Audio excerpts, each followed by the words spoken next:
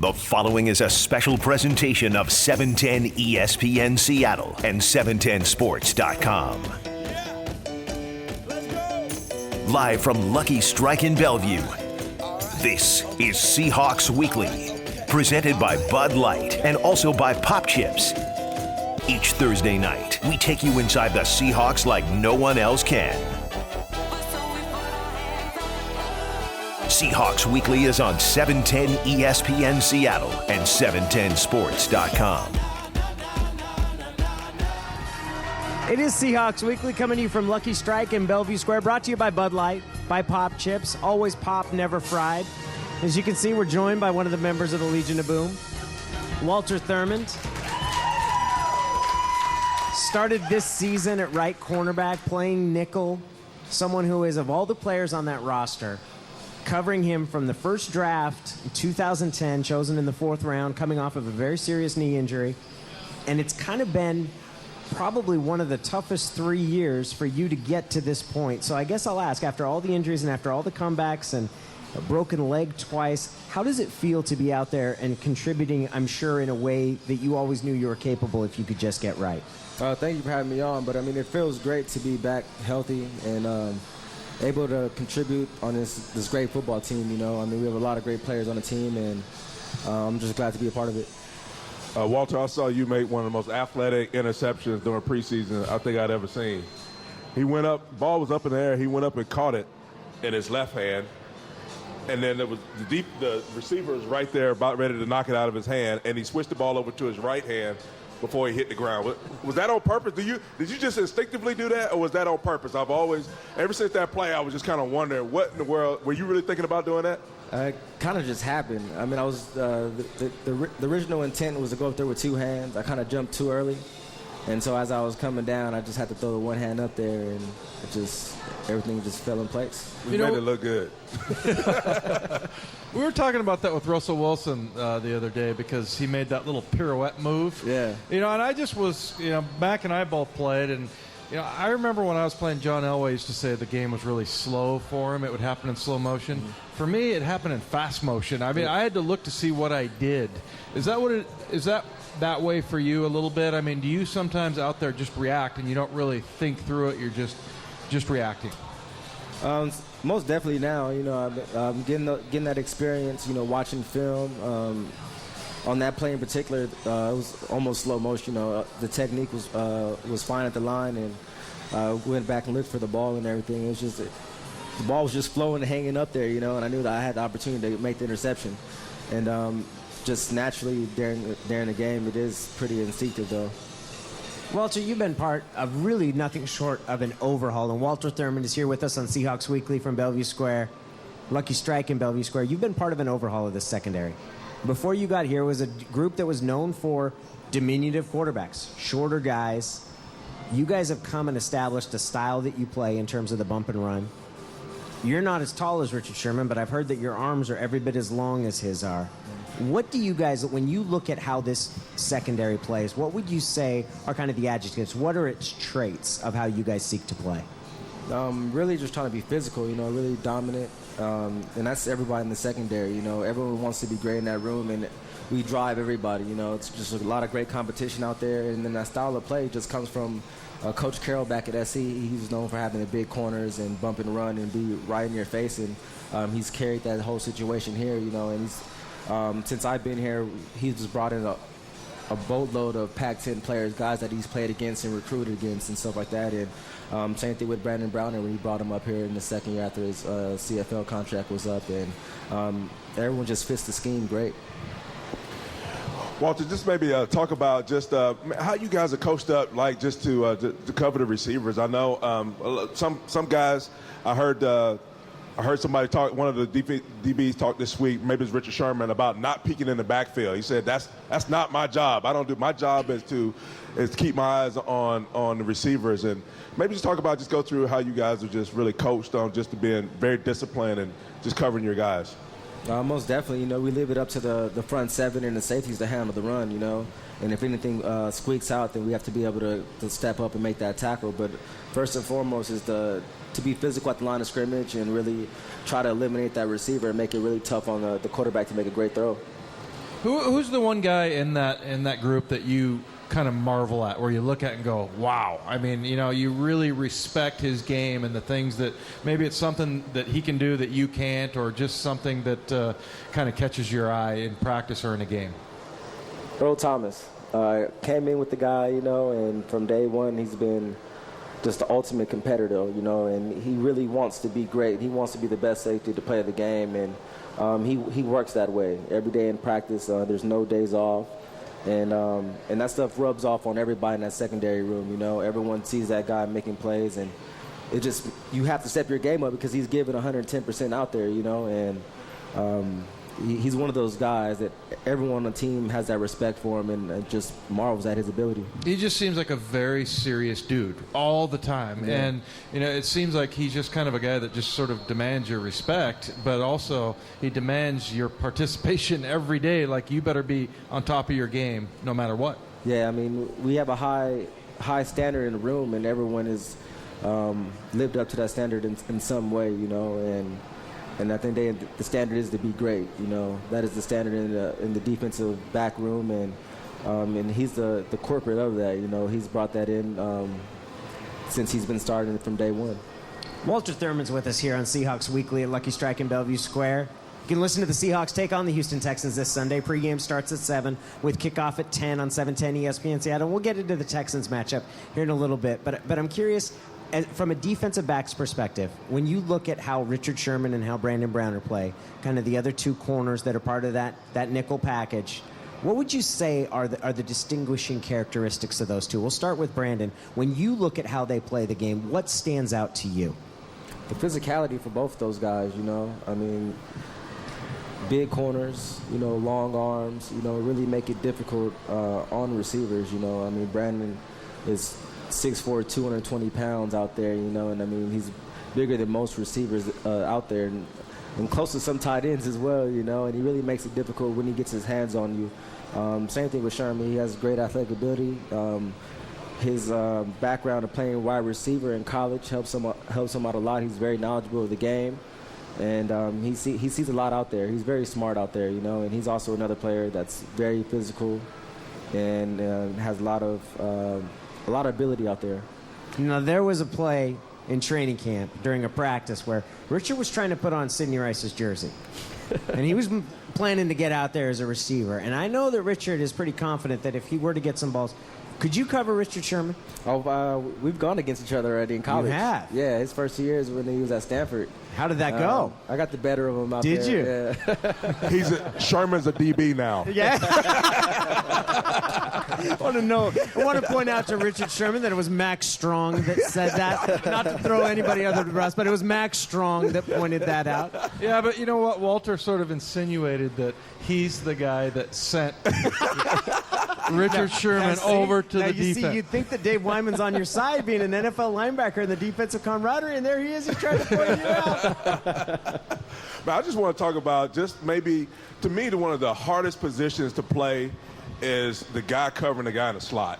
I mean, that guy can do anything, literally anything, and you have to be prepared. I mean, the pressure you must feel when you got to line up for those guys, playing the inside slot. So much. It's not really pressure. You have your hands full in that slot, And luckily for me, I go against the best slot receiver in the game every day with Doug Baldwin.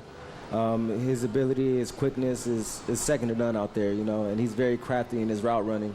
And so, I mean, I get a lot of work with him. But like you said, I mean, it is probably the hardest corner position to do out there. And just because they have a two-way go, you have no sideline helping you, and they can run all over the field, and you have to cover them, So, I mean, really, just the scheme, the different leverage and technique that we use helps me out a lot.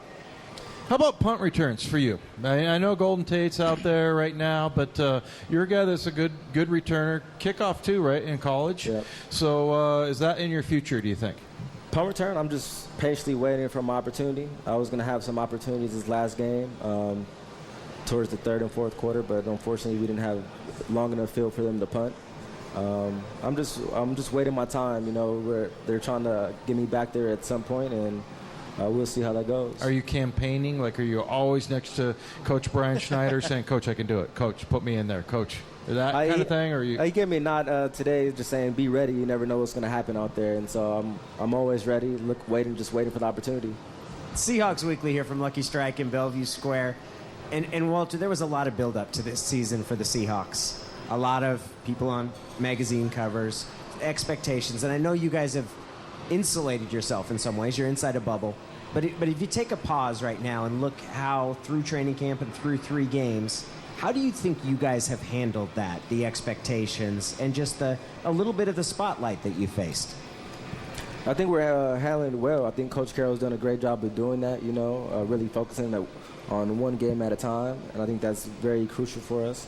And Coach Carroll and John Snyder, their ability to get all these guys under one roof, it's pretty amazing. We have a lot of depth on the team. Guys can go and start anywhere around the league, and we're very fortunate to be able to have this caliber team that we do. And, I mean, the competition level is very high. I mean, just talking about it with some of the guys, I mean, it starts with the front 7, on the defense side of the ball. They did, with the acquisitions of Michael Bennett and Cliff Averill, I mean, that helped us a lot in getting Clem back. And Bruce is not even here yet, so we add another dimension at the linebacker and different pass rushing stuff. And, I mean, it makes our job in the secondary a lot easier, and quarterbacks are very wary of that when they have those 4 guys and we're bringing pressure. It makes their job difficult. Before we get into talking about the Houston this week, I want to ask you about Chris Richard. This is a guy that I played with that he coaches defensive backfield. The whole backfield's gone to the Pro Bowl before. 2 of them All-Pro, first team All-Pro. Just tell me what kind of a coach he is, because he must be a really great coach because all of you guys play at a super high level. And I don't see, like, a weakness in not a one of you. I mean, whether it's yourself or Byron Maxwell or Jeremy Lane, obviously those other guys. Just tell me, what does Chris Richard bring to the table as a coach? He holds us accountable, Before every season, we talk about what we want to get better at, what our goals are, and he goes to the room and asks every guy, and he holds us accountable to those standards, just because we've set the bar ourselves so high, and he reminds us every day at practice to keep striving for that greatness that we seek out there, and keeping us level-headed. He's done a great job of that.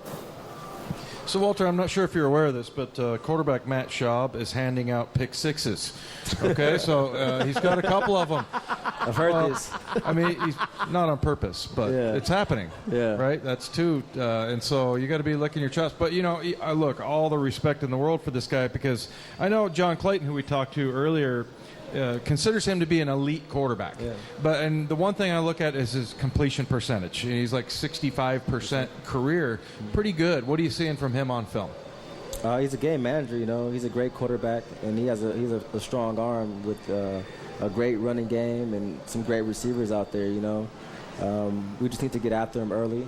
There's going to be opportunities for us to be able to make plays on the ball and get some interceptions out there. And just the culture on the defense side of the ball, we're ball hungry. We're trying to get the ball by any means necessary, and we do a lot of studying and to prepare that way. What kind of challenge is Andre Johnson? He's been one of the league's most productive receivers for going on 10 years now. I think he's been in the league 11 seasons. What do you see from him when you scout him? I mean, another great receiver, big physical. The receiving core kind of struggles a little bit with press. A lot of guys don't really press the way that we do. So, I mean, it's really just going to be challenging them at the line, throw the timing off and hold them up to where our defensive line can get there and get some pressure on Matt Schaub. I actually have a question about, sorry, Mac. I have a question about when you talk about press, because not a lot of teams play press anymore. And do you think it's a mindset, or do you think it's the type of corners that your team has sought out, that you guys are able to do that? I think it's a mindset and it's a style. I mean, there's different press techniques, A lot of guys get up there close, but they kind of backpedal, motor out of there, We've been taught to get our hands on the receivers and really jack them up, And by having big corners and corners with long arms, you're able to do that. It gives you more range to be able to accomplish that. Jack him up. That sounds like a penalty, and possibly we only get 5 yards. We only get 5 yards. Again, You'll take it. Again, we'll take it. That's not like a defensive player.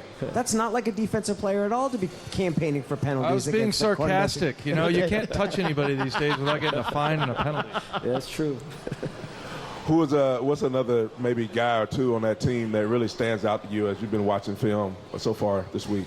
The young guy Hopkins, he has he's capable. He has big playability. He really goes after the ball. Something like Golden Tate, when the ball's in the air, he jumps and gets it.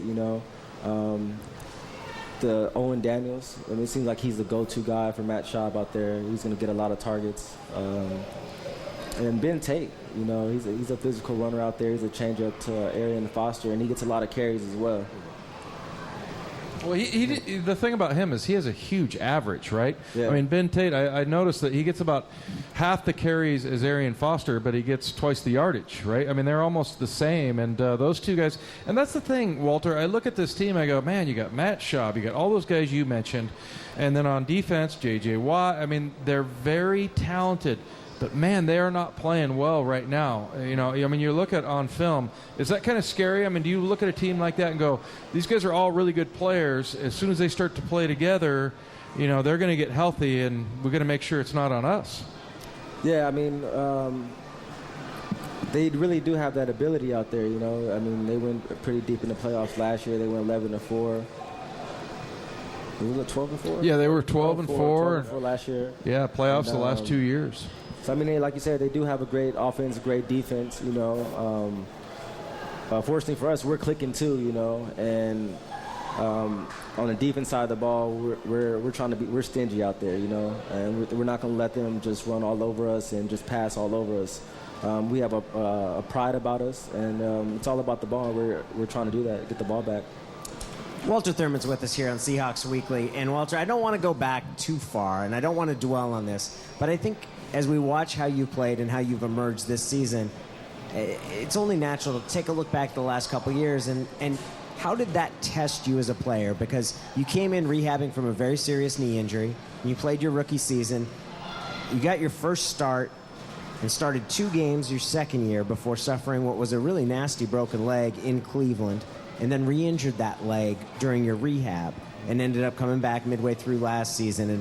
And I'm curious, were those lost years to you, or were there things you learned about yourself in that process of recovering and getting back?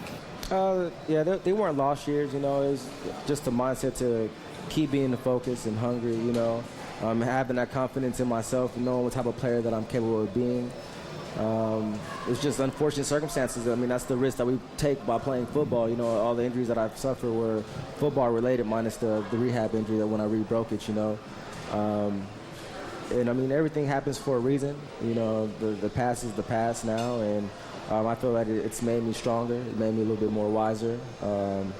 I've grown as an individual and a football player as well, and I'm just looking forward to this weekend, this next game. Yeah, it'd be good. Dave, because you went through a number of those things, and I know you've talked about it and how it impacted you coming back from those injuries. How did you take it as a player, and did it test your resolve? What did you learn from those processes? Well, the one thing about it is, especially emotionally, is the hardest thing. You don't care about the physical pain. It's just that I remember there was a year where I worked as hard as I've ever worked, and it was when I turned 30 because I was panicked because I was like, I'm 30 and I'm old, and I got to stay in the league, and really got in great shape. And like right before the opening, the opener that we had, that was a Sunday night game, I got my knee blown out in practice, and it's just heartbreaking. That's the thing about it, and that's the hard part, I think, with it, is dealing with that. And that's what I admire so much about Walter is, having to go through that and hang in there. A lot of guys get discouraged, and that's the thing. It's been a long wait for you, Walter. Yeah. And that's the thing I really respect, and I'm so happy to see you because, man, anytime a player goes down, I just go, yeah, he's put so much time into it, and that's the part really. It's not the physical part; it's the emotional part of, just having to hang in there through it. Yeah, most definitely. You're just going through this off season, and recovering from the hamstring at the end of the year and getting completely healthy. It just gave me new life out there.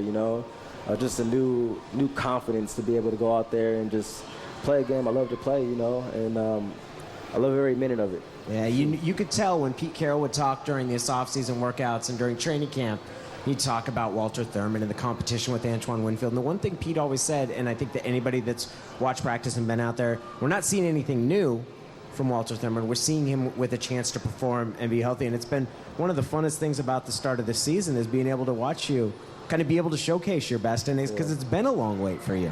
Yeah, most definitely. I mean, this is the healthiest I've been since my senior year in college almost. You know, the lockout year I was in the best shape, but then the second day at camp I had a high ankle sprain, and then so I kind of go back from scratch almost, you know. And so I mean, I feel really good. Just looking forward to this next opportunity and just cherishing the moments. With you being the healthiest that you've been in your career, I'm interested to know when your coach asked you what your goals were, what they were for this year. Compete for starting jobs. I mean, that was the goal, you know. I mean, I was starting before I got injured, and I wanted to get back to that form, and, you know, and that's what was driving me in the whole offseason, getting back and everything, and just trying to put it on tape. When you talk about at the last home game, the defense was introduced first. And usually everybody runs out, and the secondary waited. Mm-hmm. And each of the four guys waited as they were introduced. And then all the members of the secondary came out. Can you talk about what that room is like for you guys and how you feel? Because it's not just the starters, and it's not just the five guys that are in nickel. It's not. What have you guys built in that secondary room? Just the camaraderie in that room is just great. We're all friends on and off the field. You know, we spend a lot of time together. We're very close.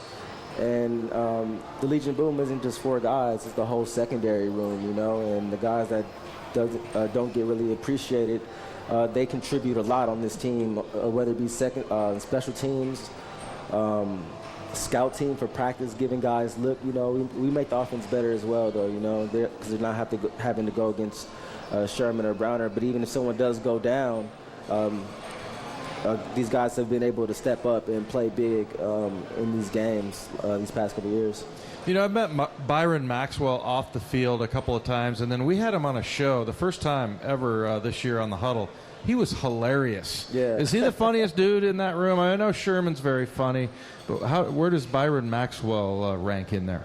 Oh, he's up there for sure. Yeah, he's up there. Byron's a funny guy. He's probably one of my favorite player in the DB room besides Earl. You know, when I seen him play his rookie year, he was just all over the field making plays, you know. And he had a bad little string of having some minor injuries, but kept him off the field, you know. But he's a lot of ability, and he's a great athlete out there. So when you guys go out or you're screwing around in the film room or whatever, is he the funniest guy? Who's kind of or is it just everybody? Everyone has their moments, you know. Okay. It's pretty light in there, but it's funny though. You know, when it's time to get to work, we do get to work, and we're very serious watching films. But sometimes someone might do something on the film, and you know, someone might crack a joke in there, you know, and the whole room's laughing. You guys hang out together? You guys, I mean, I know you guys have described your relationship like a brotherhood, and you guys really close in that room for the most part? But we are. Yeah. We are. You know, we go to Cam's house or Earl's house, you know, stay together playing video games, watching the game on TV, you know, just spending time together, and it's just helping us grow on the field. I will also tell you that the two funniest members of the secondary, when it came to last year, Mike Robinson played a prank. He had a cooler with a snake in it. And the two funniest guys, were you in there that day? Or did you see the video? Yeah. The two funniest guys, Byron Maxwell, he gave out a shriek. It was fairly high pitched. And then Brandon Browner, he opened it once, shut it, shouted, opened it again to make sure it was what he saw, and then went and screamed and ran out of the room. It was fantastic. It is. That's Walter Thurmond. I want everybody to give him a great hand for joining us here Thank for you. the Seahawks Weekly here at Lucky Strike in Bellevue. We'll be coming back with Dave Bowling and then our picks for the game. Thanks again, Walter. Thank you for having me. Appreciate it. Seahawks Weekly on 710 ESPN Seattle.